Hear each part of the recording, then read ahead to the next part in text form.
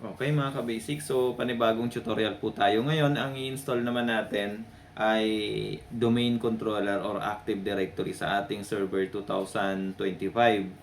So, may tatlo tayong dapat gawin bago tayo mag-install ng ating Active Directory. So, ang una ay yung static IP address, tapos configuration ng DNS, saka yung hostname. So, kailangan natin palitan ng hostname itong computer. So, sa madaling salita, yung computer name. So, una, kailangan natin palitan yung IP address. So, punta lang tayo sa control panel,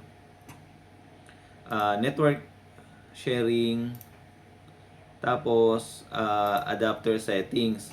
So, dito, ngayon kasi naka-DHCP siya. Ito yung kanyang IP address. Kung napansin niyo yung DNS niya ay naka .1. So, usually yun yung router sa network. So, ngayon, kailangan natin siyang i-click yung properties. Tapos, kailangan natin maglagay ng fixed IP address o kaya static IP address. So, ang ilalagay ko ay 192.168.200.10. Ang gateway naman 192.168.200.1. Tapos dito sa DNS, hindi kayo pwedeng magkamali dito. So iwasan nyo rin maglagay dito ng mga DNS na kunyari yung 1.1 o kaya Google DNS o kaya 1.1.1 kasi maaaring magka-problema yung domain controller nyo o kaya Active Directory nyo kapag nagla-login yung mga users o kaya maraming scenario maraming pwedeng magkaroon ng problem during nagko-config na kayo ng mga users o kaya nagra-run kayo ng mga uh, kung ano mang settings ang ginagawa nyo sa inyong domain. So, ngayon, ang gagawin natin, ang ilalagay natin sa DNS ay yung IP address ng server na to, yung magiging domain natin. So, 192.168.200.10. So, kung mapansin nyo, yung IP address niya, yun yung ginawa natin DNS. Tapos, sa alternate, 127.0.0.1. So, in short, siya pa rin yun. Kumbaga, ito, sariling IP kasi yan, default ng ating computer. So, i-validate lang natin, okay, and then okay. So, X na natin to. Check natin. So, kompleto na. So, dito, nasa inyo kung anong IP address ang ilalagay nyo, kung anong set ng IP address na meron kayo ngayon, pwede naman. Basta, static lang. Tapos, para ma-confirm, kailangan natin, ipiping ko lang siya. So, ibig sabihin, active na siya sa network. So, i-close ko na to. Tapos, pupunta naman tayo sa settings. Ngayon, ang babaguhin ko lang, etong name na to. Papalitan ko siya ng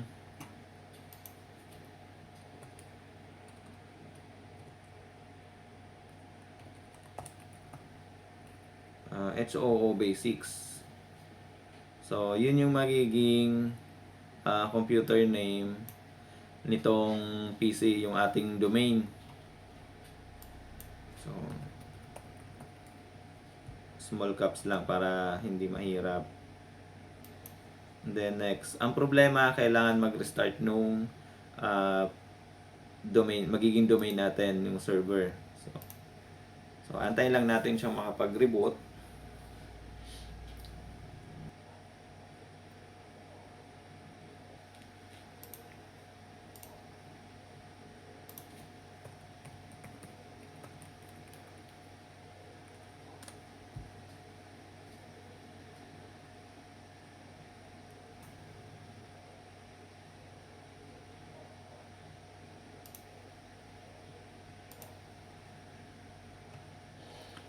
So ngayon, kung napansin nyo, walang internet connection yung ating server o kaya yung ating gagawing domain. Kasi nga, dahil dun sa nilagay natin na DNS configuration. Pero mamaya, para magkaroon ng internet yung mga users na magko-connect dito at itong server na to, i-config natin siya sa DNS server. So, magiging DNS server din siya. So, after ng installation natin, doon natin siya pwedeng i-reconfigure. So, ngayon, antayin lang natin na makapag-initialize yung ating dashboard. So, kapag naka-ready na yan, saka natin siya pwedeng i-install. Okay. So, ito, kung napansin nyo, hindi naman talaga to error. Parang normal lang to na delayed start kasi siya. So, ngayon, ayaw ko lang nakikita na may ganyan, kaya ipo-force start ko na. Pero, mag-i-start din naman yan mamaya. Kahit hindi mo galawin. Kumbaga, delayed lang kasi siya. And ulit ko lang yan para mawala lang. Para mawala lang yung naka-red dito. Tapos, i-check natin yung computer name. Actually, kanina nakita ko na eh. Check natin yung computer name niya. So, ito na siya ngayon. So, itong name na to, tatandaan nyo to. Kasi may function siya mamaya. Okay, close ko na. And then, balik tayo sa server manager o kaya sa ating dashboard. Ngayon, kailangan na natin i-install yung ating Active Directory. So, punta lang kayo sa Manage, tapos Add Roles and Features. Dito, next nyo lang. Role-based, next. Tapos, pointing to this server. Tapos, next. So, dito, kung mapansin nyo, meron Active Directory Certificate, Domain Service. Tayo sa Active Directory Domain Service. I-click lang natin yan. Tapos, ito ang lalabas. Tapos, add features lang. Ayan. Tapos, dito, ini-next na natin siya. Meron pa tayong hindi na click. Ito, DNS server. Kailangan ang naka-check sa inyo ay Active Directory Domain Service tsaka DNS server. So, kasi bukod sa Active Directory, magiging DNS server na rin to. Kasi lahat ng login na gagawin nyo dun sa mga PC, dito siya naka-point. So, next lang natin, ito, i-check nyo na lang. Dapat ang naka-check ay yung dalawa. Yung Active Directory Domain, tsaka DNS server. Tapos, next. So, dito, automatic na yan na mag-fill in yung kailangan ninyo. Group Policy Management. So, kasama na yung Group Policy dyan. Tapos, i-next lang natin. I-next lang natin. Next. Tapos, meron kayo makikita dito na restart. Ibig sabihin, magre-restart kusa yung server kapag natapos na yung ating installation. So, ako usually, ninono ko na lang yan para ang problem kasi, ang mangyayari kasi niyan, kapag natapos yung installation, magre-reboot na yung server. Sa akin, ayaw ko ng ganun kasi kung kunyari may mga naging error siya during installation, baka hindi ko mapansin na may error siya kasi magre-reboot na yun automatic. So, remain unchecked, tapos install. So, dito, wala na kayong gagawin kundi mag-antay lang na matapos yung inyong installation. So, kung magalaw nyo man, pwede nyo i-close, pwede nyo i-minimize. Walang magiging mababago. Kumbaga, tuloy pa rin yung installation. Pero, para mas nababantayan ninyo, antayin nyo na lang na matapos. Huwag nyo nang i-cancel kasi hanggat maaari, wag na kayong gumawa ng ibang task sa PC habang nag-i-install siya. So, antayin lang natin siyang matapos.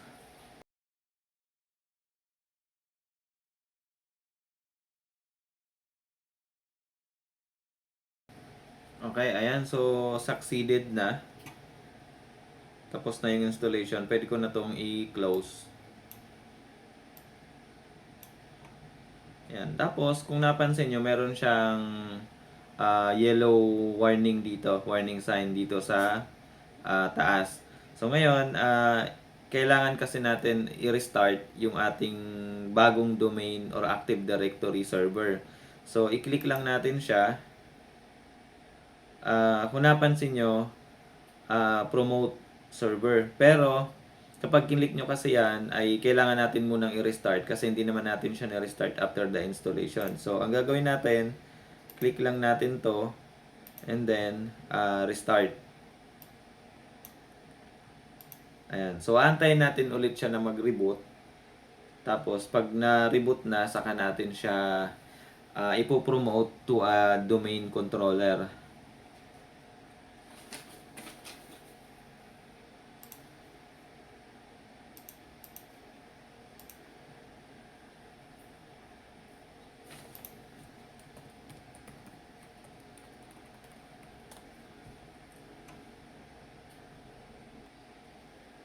Okay, so after ng reboot, antayin lang natin na makapag-initialize yung ating server.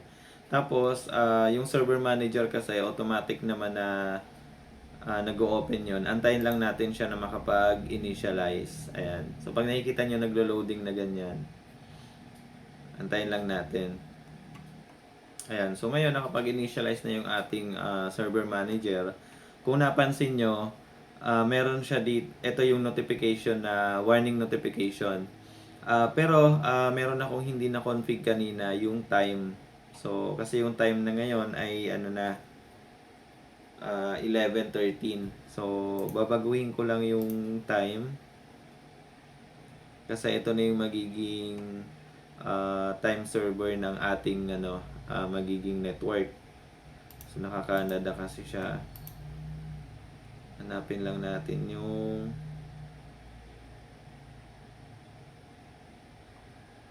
+8.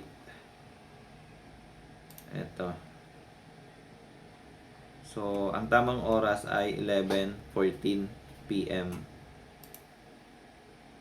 So, i-close ko na to. Tapos, balik tayo dito sa server manager. Ngayon, i-click lang natin ito. And then, kailangan na natin siyang i-promote as domain controller. So, dito na tayo magsisimula ng ating configuration. So, kung napansin nyo, meron tayong tatlong pagpipilian. Merong add a domain controller to an existing domain. So, dito kasi, kung example, meron na kayong dating domain sa inyong network, mag-a-add kayo ng additional domain, pwede po yon. So, ito lang yung i-click nyo, tapos isi-select nyo kung ano yung domain na available sa network nyo. So, ito, ginagawa to para sa fault tolerance, tapos integrity ng data. Tapos, ang kagandahan doon, yung isa pa, yung load balancing. Kasi, kung for example, meron kayong 1,000 users sa isang company, yung isang domain kasi ay maaring mag-down, maaring masira, o kaya maaring mag-overload.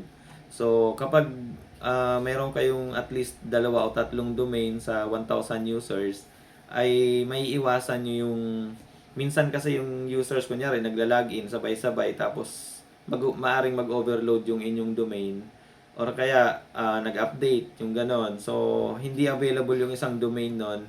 Ang problema, yung ibang users nyo, hindi makakapag-login. O kaya, sa sharing, or kung ano man yung activity ng ating users. Tapos, dito naman sa add a new domain to an existing forest. So, eto medyo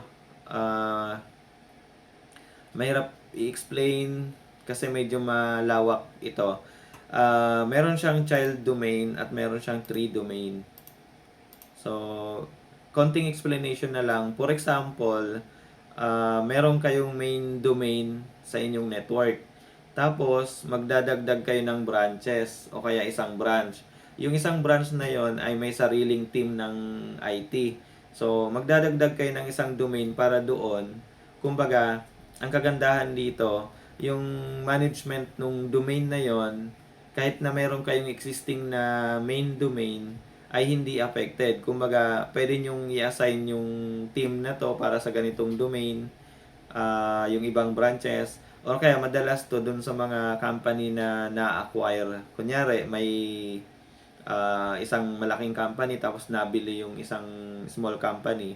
So, pwede siyang i-add dito sa additional domain sa existing forest nung mother company.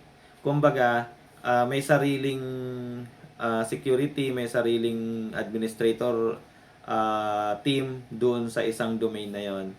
So, hindi affected yung kumbaga may sari-sariling domain bawat branches o kaya bawat sister company or kung ano man yung tawag doon or department. Ginagawa lang naman kasi to kung yung isang company ay sobrang laki na o kaya kunyari may mga branches sa iba-ibang lugar, ibang country, yung ganon. Tapos, ang pinaka-target natin ay add a new forest.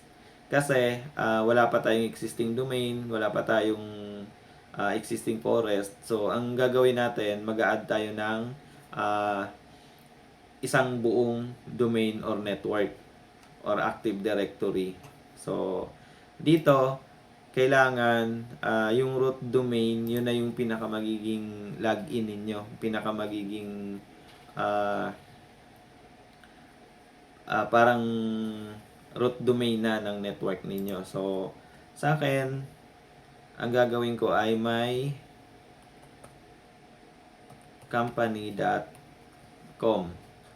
So, may company.com. Tatandaan nyo itong pangalan na to. So, kung for practice lang, okay lang na hindi isulat. Pero kung for production na, for gagamitin nyo na after nito, gagamitin nyo na sa company nyo, dapat sinusulat nyo to. So, and then, kapag nagawa nyo na yan, dapat meron kayo laging .com o kaya .net. Ganyan. So, pwede naman gawin natin .net na lang, hindi na .com. Tapos, ang next, lagi nyo tatandaan ito, yung naglo-loading. So, antayin lang natin siya, naka-remote kasi itong PC. So, at the same time, sinesave na niya yung ginagawa nating configuration. Tapos, sa forest functional level. So, dito, kung mapansin nyo, may 2025. Hindi ko pa siya makiklik kasi naglo-loading pa. So, aantayin lang natin siya na makapag-load. Ayan. So, kung napansin nyo, meron siyang 2025, meron siyang 2016.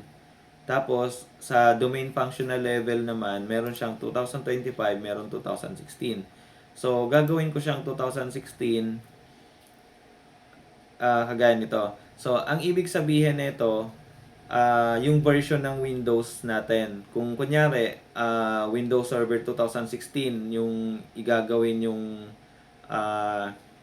panibagong domain, ay pwede kapag naka 2016. Pero kung 2025, tapos ang domain functional level ay magiging 2025 din, ibig sabihin lahat ng domain na i-connect nyo dito or magiging forest or kung magdadagdag man kayo ng domain, kailangan 2025 pataas yung version. Hindi pwede na maglalagay kayo ng mas mababa.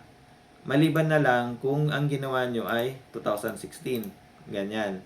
So, ibig sabihin, nagkakaiba lang naman kasi ito kung kunyari mayroon kayong license, Windows Server license na 2016 pataas. So, pwede nyo gamitin yon. Ayan, pwede nyo gamitin dyan. So, pero kung wala naman kayong license na 2016, I think hindi nyo na kailangan babaan kasi kung bibili man kayo ng another license, 2025 pataas na yon. So, kung may lalabas man next year, ay 2025 na siya.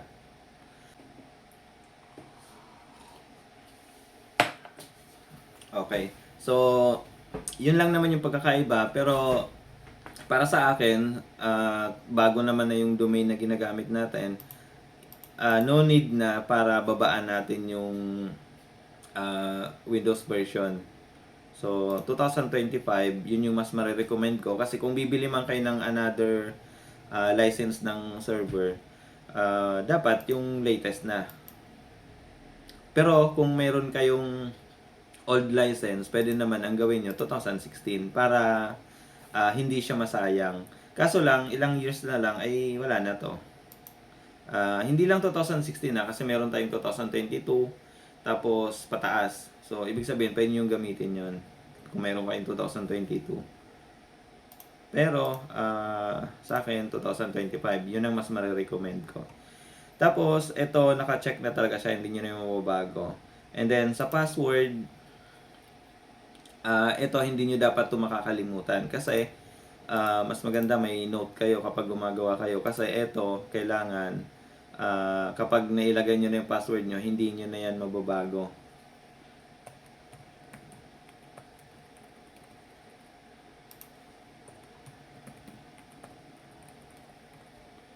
Okay, after ng password ay next. So dito meron siyang error pero hindi niyo na to, wag niyo na tong pansinin kasi DNS delegation lang 'yan. Ang wala pa kasi siyang proper DNS kasi unang domain pa lang kasi ito na kinonfigure natin. Tapos unang DNS server din. So wala pa siya. Mamaya natin siya i-correct, ayusin kapag natapos na tayo sa configuration. So pagdating dito, next nyo lang. Tapos sa NetBIOS name, domain name, automatic na itong mag-fill up. Kung napansin nyo kanina, may company.net yung ginawa ko. This time, wag na natin siyang galawin. Pero kung gusto nyo palitan, pwede naman. Pero ang magiging problem kasi, sa login. So, para hindi kayo malito, pwede naman wag nyo na itong palitan. As default na yan. Kasi, malaking bagay ito mamaya sa login ng inyong server, sa login ng mga PC. Nandun, ito kasi yung gagamitin natin. So, next.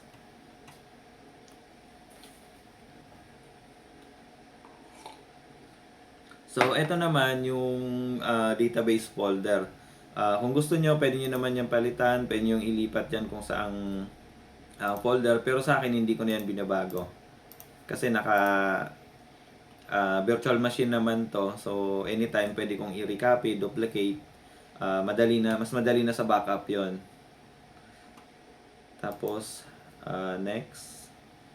Ngayon, lahat ng settings na ginawa nyo ay nandito. So, pwede nyo i-review, pwede nyo balikan kung may nakaligtaan kayo o may gusto kayong baguhin. So, kung wala na kayong babaguhin, i-next nyo na. Tapos, antayin lang natin ulit. Actually, normal lang to na medyo parang naglo-loading siya kasi sinisave na niya yung lahat ng ginagawa nating settings. Okay, so ang isang naka-warning ay delegation for DNS. So kagaya nga ng sabi ko kanina kasi hindi pa siya naka-configure yung ating DNS server. So ngayon, i-install na natin. So antayin na lang natin siya ulit na matapos. Okay, so ngayon, tapos na yung ating installation. So ang mangyayari ay masa-sign out lang tayo tapos magre-reboot yung ating server kasi tapos na yung Active Directory installation. Kailangan na natin siyang i-login as under na ng domain. So antayin lang natin siya na mag-reboot.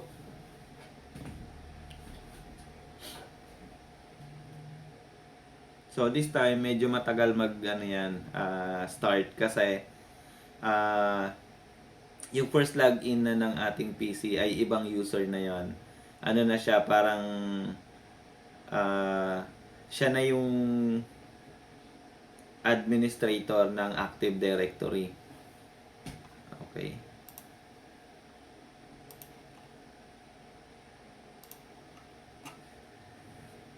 So, kung napansin nyo, may company /administrator. So, wala na yung kanina na ibang domain. So, I mean, yung computer name, hindi na siya. Ngayon, under na siya ng domain na ginawa natin. So, yung may company.net. Kaya, ito, yung sabi ko na wag nyo nang i-rename kasi yun na yung magiging pinaka-login natin. Sa susunod, kapag gumawa kayo ng mga users, kunyari, XOO Basics, yung mga normal users na, ang mangyayari, may company / XOO Basics. So, ganun na siya. So, ngayon, lalagin na tayo dito gamit na yung password na ginawa natin kanina. Ayan.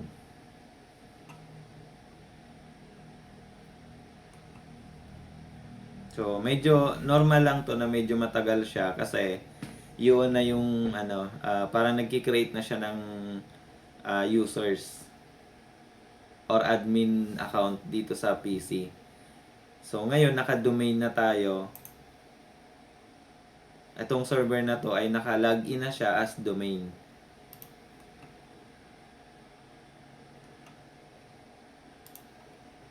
Ayan.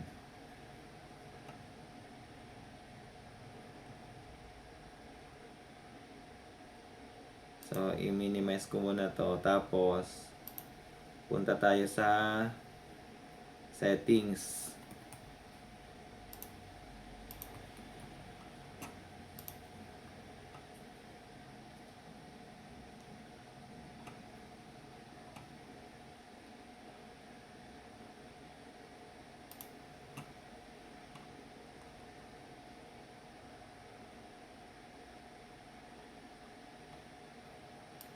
Domain or work group. Ngayon, kung mapansin nyo, yung full computer name niya, it's all basics. Tapos, may company.net. Tapos, yung domain niya, may company.net. So, hindi na siya yung kanina na nakalagay dito, work group. Ayan. So, close ko na to. Tapos, to manage ng domain, andito na siya sa tools. Ayan, Active Directory Users and Computers. Meron na siyang ayan, pwede ka na mag-manage ng users. Ngayon, computers, kung may add na kayo. So, sa next tutorial natin, kung paano mag-add ng computer, paano mag-add ng users, ay yun na yung susunod na ituturo ko sa inyo. Paano magpalit ng users, password, yung ganon. So, paano gumawa ng login name. So, ngayon, i-minimize ko muna to. At ang kailangan natin ayusin muna, kung napansin nyo, walang internet. Nagkakaroon siya ng internet kasi ay, na siya, na-install na yung DNS. Pero, yung mga i-connect mo na PC dito, maaring wala pa siyang internet kasi nga, hindi pa natin naayos yung domain. So, ngayon, kailangan natin ayusin ang domain. So, punta lang tayo sa tools, DNS. So, kapag bagong config yung ating Active Directory tsaka DNS server, kailangan natin tong baguhin. So, balik tayo sa tools, DNS. Tapos, etong XOO Basics na to, ito yung yung pinaka computer name kasi. So, ayan siya. May forwarders na, may reverse lookup.